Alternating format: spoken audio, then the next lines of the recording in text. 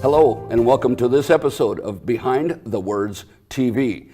Have you ever been involved with cancer, the horrors of cancer, had a family member who was involved in some way with cancer? If so, you're going to want to sit tight for this episode, this chapter of Behind the Words TV, because we have a very compelling story for you. Hi, I'm Paul Madsen, host of the program, founder of growmedia.com, and author of Men Grieve Too. With me today is Mary Robinson. Mary, thanks for being here. Thanks for having me today, Paul. Oh, so great to have you and come to tell your story. Tell me, Mary, what is your book? Well, my book is called Seed, Stem, Bloom, Lessons from My Faith-Led Journey Through Cancer. And I wanted to share this book because I had lots of people tell me throughout my journaling that I should write a book about it because I learned so many things through my cancer experience, and it was compelling to them. Well, so I figured I can help people. Well, I'm sure you can. Ultimately, who is the book for? It is for cancer patients, their caregivers, anybody touched by cancer, but it's also for anybody. I feel like this book can help anybody through challenging situations in their life. Well, if you look at it, it's yes, of course, it's about cancer and your journey and your victories, but ultimately, you're here. You're happy, you're smiling. It's an inspiration, isn't it? Yes. It's an inspirational story, so I like that. It's not just about cancer and people with cancer. Mm-hmm. So, Mary, how long did this whole process of creating this book take with you? Well, it took a few years. My first battle with cancer, which, by the way, I had acute myeloid leukemia, and that was in 2014. Okay. And 2.5 years later, there was a relapse, and it was in 2017. And so I needed a stem cell transplant from a donor. Wow. Throughout that whole time, I journaled on CaringBridge. Wow. And so that was a way for us to keep everybody informed about what was happening with my health. And I didn't only just journal about what happened that day, I had chemo treatments. I journaled about different thoughts and feelings and life perspectives and shifts in my perspective.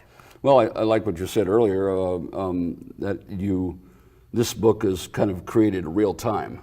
It's not going back after you're all well and all good all of a sudden and say, oh, what do I remember? And because I know when you're going through trauma, parts of your brain can shut down. Exactly, and how are we supposed to remember certain things? Yeah. And that's what's so great about the brain. We don't have to remember all those horrible things that we don't want to remember. Well, and it really does work like that, and I've been through some things myself, and I think it's a way that the brain protects us, don't you? I do. Because, I can think of plenty of bad things, but those kind of fade a little bit, and I'm so glad that you, in your book, have focused on the things that helped and will help other people. Exactly, and I definitely expanded on what I had written on CaringBridge because, like I said, it was a process, and people had said I should write a book, and I think COVID made it possible because we were all stuck at home.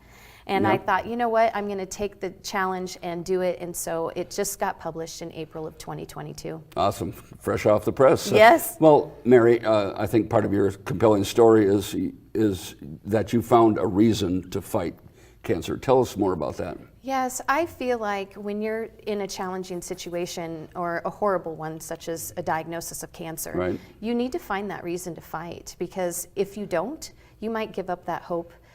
You might not try as hard. And I knew that my children and my family and my husband meant so much to me that I wanted to see my children graduate from high school. I wanted to be there to help them become respectable, trustworthy human beings. And I just didn't want to miss out on anything. I wanted to be a grandmother. Yes. And I thought, if I can just make it through 1 minute of one day, and keep expanding that to 5 minutes. And I knew God was with me fighting just as hard as I was. And when I didn't have the strength to do it on my own, He was in there swinging. Well, I love the subtitle, My Faith-Led Journey Through Cancer. That was a pretty important key. The God part of it, the family part of it. Tell us briefly about your family. Oh, I have my husband, of course, and he is a land surveyor. He owns his own business, American Surveyors. And then my son, Brody, is 21 years old, and he's doing an apprenticeship with him. Okay, awesome. Yeah, my daughter, Holly, is 19, and she is in the pre-med program. She's going to be a doctor. Wow.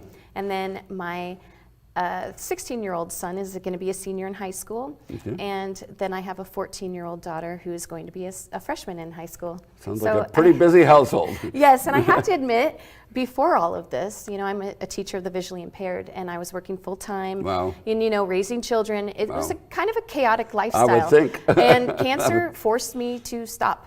Yes, stop all Yes, motors, stop all things. It did, and actually it was a blessing. Yeah, well, if I could say that. Well, but in its own way, my aunt used to say a cloud with a silver lining or whatever. It's a cloud, but there's good and bad in every situation. And to me, Mary, you found a lot of 4 or 5 really good reasons to fight, to survive, to make this happen. And we'll talk about some of those specific tactics in another segment here. But for now, thanks so much for talking about your reason to live, Mary. Yeah, thank you so much, Paul.